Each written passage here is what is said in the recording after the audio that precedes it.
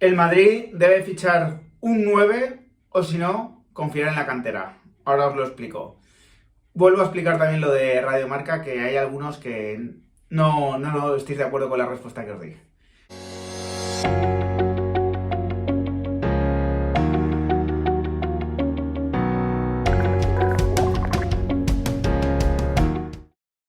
Muy buenas a todos, ¿qué tal? Tenemos un nuevo Q&A en el cual, bueno, pues voy a responder como siempre a vuestras preguntas. Veréis que una de ellas va a volver a ser sobre mi colaboración con el Mundo Marca, ¿no? Y bueno, intentaré, digamos que explicarlo de otra manera o simplemente contaros algún caso concreto como me preguntáis para que lo podáis por lo menos entender mi postura, ¿no?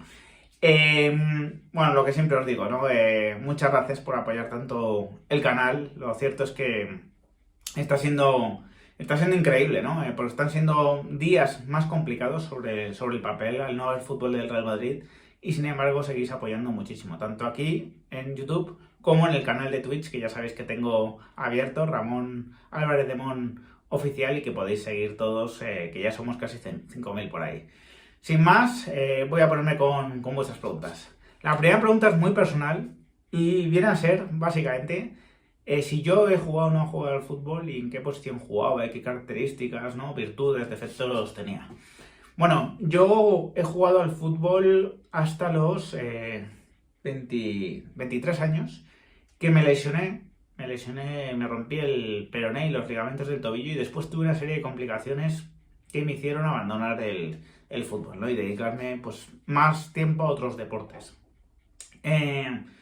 Por lo general, la posición en la que más jugué, o donde yo creo que más cómodo me llegué a sentir, fue de lateral derecho, ¿no? Lateral derecho era la posición que yo creo que encajaba mejor con mis características, porque como virtudes, pues básicamente lo que tenía era mucha resistencia, mucha capacidad de repetir esfuerzos, era bastante rápido y bastante táctico, ¿no? Bastante táctico y competitivo. Es decir, creo que leía bastante bien el juego, que sabía, ¿no? Sabía posicionarme en el campo y atender a lo que había que atender en cada momento. No era para nada un buen jugador a nivel técnico, no era mi principal virtud, ni la capacidad de desbordar a un rival, ni tampoco pues tenía un toque excelso, ni muchas veces, ni mucho menos, ¿no? Era más bien un jugador luchador que un jugador pues técnico, espectacular o muy talentoso. Y bueno, no se me dio mal durante el tiempo en el que estuve jugando. De hecho, pues me despedí ganando la liga de distrito, del distrito de Chamartín. Y bueno, ya de encima, pues en el último partido con gol mío, ¿no? Así que, bueno, no se dio mal la cosa, pero bueno, para mí siempre fue un hobby, nunca tuve aspiración, porque no lo hubiese podido hacer, en llegar a nada, ¿no? La segunda pregunta es sobre qué pienso de Leao, ¿no? Si creo que puede ser un delantero que con la trayectoria que lleva puede acabar siendo jugador del Real Madrid, y me parecería interesante.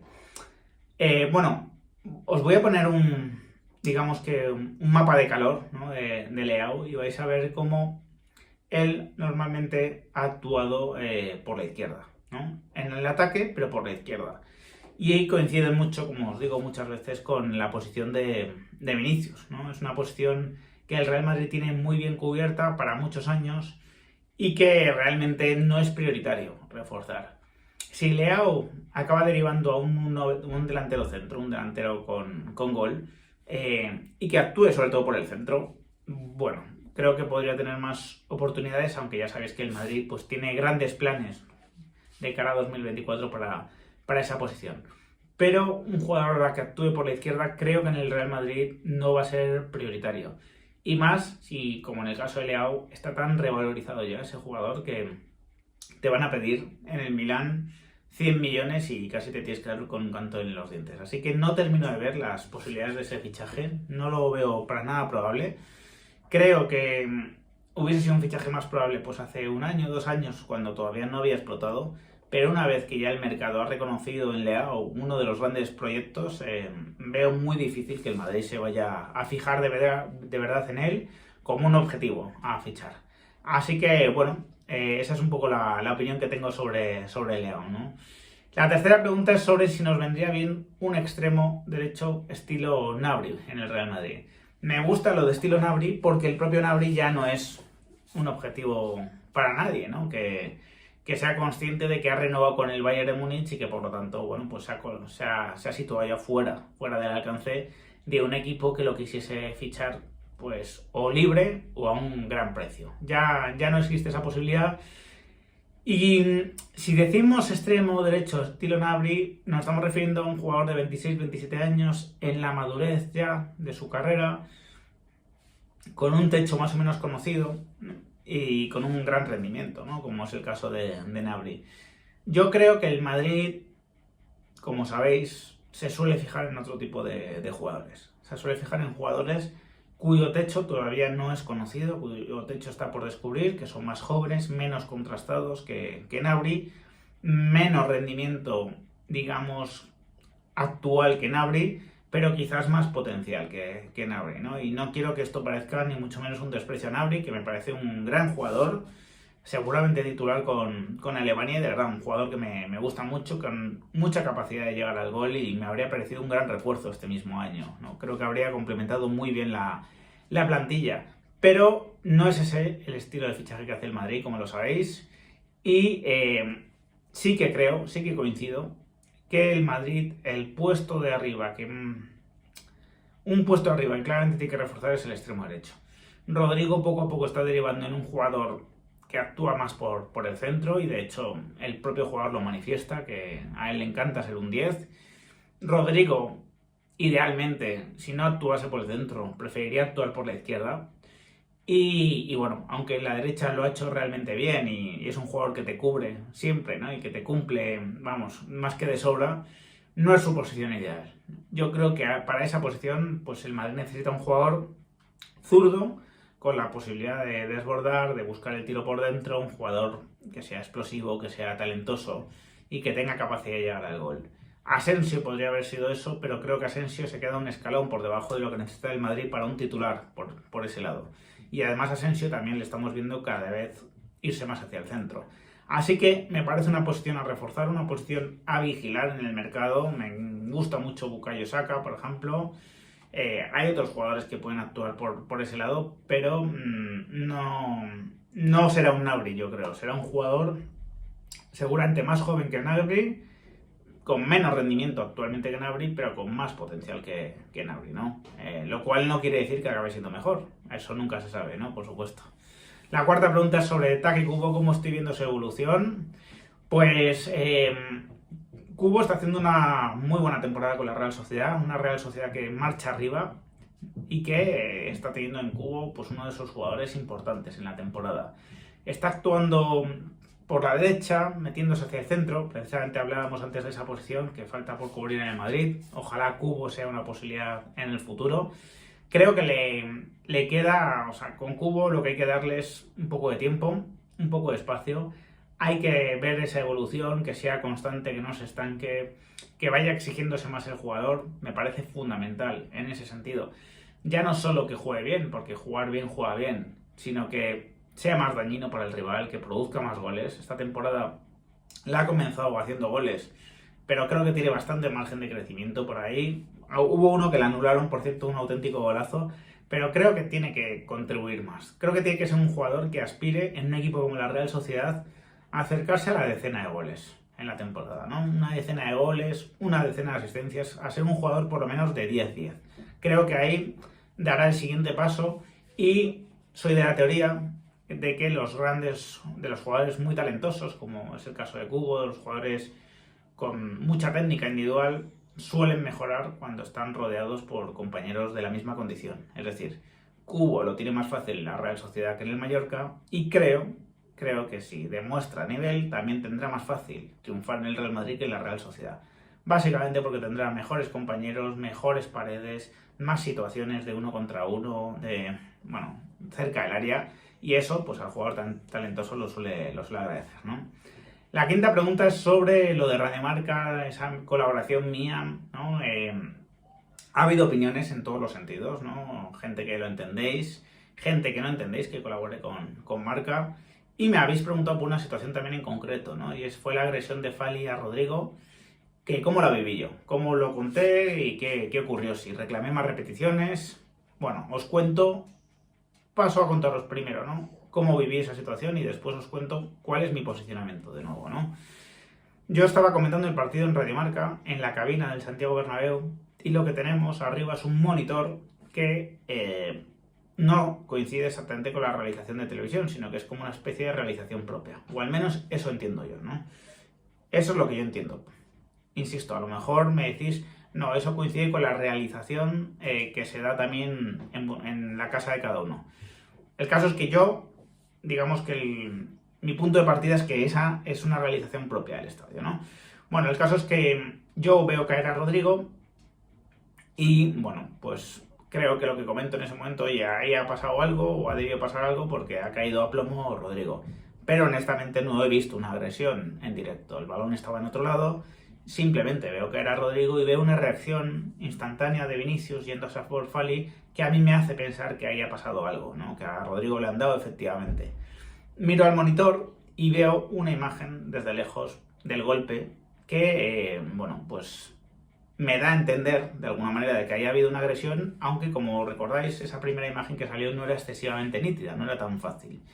Yo comento que algo ha tenido que pasar porque además Rodrigo no es un jugador de fingir y al mismo tiempo busco por Twitter posibles repeticiones, ¿no? Y sigo comentando que haya debido pasar algo, que hay que parar esto, ¿no? De la agresividad, ¿no? La violencia contra el Madrid, que ya son muchas, que Iván Alejo no está parando con Vinicius. Creo que es de las veces que más claro he sido en la radio y en cualquier sitio acerca de una situación. Cuando consigo ver con Rubén de la Red una imagen por Twitter que ya no ofrece ningún tipo de dudas, se la mando al resto del equipo en Radio Marca y digo que haya habido una agresión, que es una vergüenza que el VAR no entre en esta situación y que es un error manifiesto.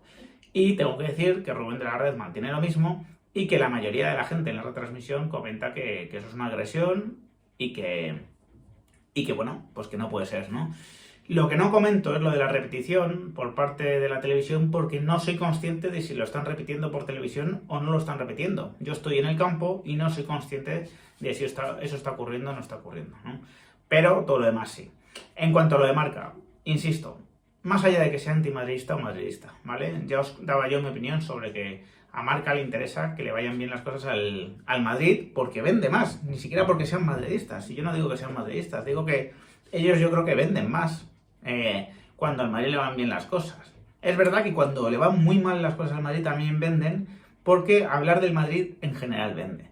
Pero mi experiencia, lo que me han contado, los números que me han enseñado es que sin duda vende mucho más la 14 que el Real Madrid pierda contra el Villarreal. Muchísimo, muchísimo más, ¿no? Entonces, desde ese punto de vista, aún así, ¿no? Yo creo que me den voz, que me den libertad para decir absolutamente lo que quiero, porque nunca he recibido una consulta de Radio Marca. Otra cosa es que algún día diga yo algo que consideren inaceptable y me dejen de llamar. Eso puede ocurrir, ¿no? Eso puede ocurrir. Repasad los medios de comunicación con los que he colaborado y con cuáles estoy yendo menos últimamente, o con cuáles estoy yendo menos. Claro que decir cosas a veces te puede acarrear consecuencias, pero en Radio Marca no he tenido ninguna experiencia al respecto. He podido defender posturas contrarias al CVC, favorables a la Superliga, contrarias a la política de Tebas. He podido hablar de errores arbitrales, he podido hablar de las repeticiones del VAR, todo esto lo he comentado y de momento no ha tenido ninguna consecuencia. Pepe Herrero, que no creo que sea sospechoso de antimadridista, está en las tertulias y dice lo que quiere. Incluso ridiculiza a la gente en la tertulia y ahí lo tenéis, a Pepe Herrero. Ahí sigue Pepe Herrero pues dando caña y hay más madridistas, por supuesto. Paul Tenorio, José Luis Sánchez, hay más madridistas, ¿no? Entonces, esta es mi forma de verlo. Creo que estoy en un sitio adecuado porque tiene mucha difusión, donde yo emito un mensaje madridista. Y además voy con la careta de madridista, nunca he ocultado mi madridismo, ni he dicho que soy, digamos, un neutro en ese sentido, para nada. Trato de ser objetivo, pero nunca he ido de neutro, nunca he ido de imparcial, ¿no? Y la verdad, ¿qué queréis que os diga? Mi experiencia es muy buena, me tienen comentando los partidos, que bueno, podré yo ser más contundente algunas veces, ¿no? Que era otro de los comentarios que decíais. Y sí, claro que sí, también en el canal puedo ser más contundente. ¿no? Pero nadie duda que lo que hago yo en el canal, pues lo hago como madridista, ¿no? Podéis decir, oye, podría ser más como Iñaki, más contundente. Ya, es mi forma de ser, ¿no? Para eso, digamos que afortunadamente tenéis mucha variedad de canales de YouTube que defienden al Real Madrid, ¿no? Y canales que son estupendos, absolutamente estupendos. Mi estilo es un poco más prudente, es un poco más moderado, es un poco más cuidadoso en ese sentido. Lo soy aquí, y lo soy en la radio, y lo soy en la televisión, y lo seré en cualquier sitio, salvo que un día cambie, ¿no? Así que, bueno, esa es un poco mi forma de verlo, y siento al que no le gusta eso. Siento al que no le gusta, pero de momento es la forma que tengo de plantear, ¿no? mi comunicación. Y por último, la última pregunta es si el Real Madrid fichará un 9 en el Mundial o qué alternativas puede haber. A ver, el Madrid tradicionalmente ya sabéis que ha fichado después de los Mundiales. Lo que pasa es que este tiene la particularidad de ser en el mes de enero, ¿no? Dicho lo cual, yo estaría más feliz, más tranquilo si el Madrid fichaba un 9, ¿vale? Un 9 en el que confíen, en el que pueda ser titular cuando no esté Benzema, que pueda compatibilizar el puesto con Benzema, compartirlo, estaría mucho más tranquilo. Pero si no encuentran ese perfil que sea compatible con los planes que tiene el Real Madrid a medio plazo en 2024, hay que ser coherentes. Yo lo que no quiero ver es a Mariano, lo que quiero ver es a Álvaro Rodríguez, a Iker Bravo, a estos jugadores teniendo minutos en el primer equipo. ¿Por qué? Porque creo que son jugadores buenos, tienen potencial, tienen talento, son más ilusionantes que lo que tiene el Madrid en la primera plantilla con Hazard y con Mariano. Son jugadores que todavía están por descubrirse. No hemos descubierto ya que no están al nivel del Real Madrid como en el caso de Mariano y Hazard. Por lo tanto, mi apuesta sería que si no se fichan 9, confiemos en Iker Bravo, confiemos en Álvaro Rodríguez, que los veamos con el primer equipo y que empecemos a disfrutar un poco de ellos, ¿no? Va a haber partidos amistosos en diciembre, no sé si 1 o 2 partidos amistosos. A lo mejor es una buena oportunidad para ir probándolos porque no hay muchas alternativas en el primer equipo, se necesitan jugadores del Castilla. A ver cómo les queda esa camiseta del primer equipo y sin Copa del Rey o sin algunos partidos pueden empezar a intervenir. Así que sin más os dejo, espero vuestros comentarios. Si os ha gustado el vídeo dejadle un like, compartidlo y suscribiros al canal los que no estáis. Un fuerte abrazo.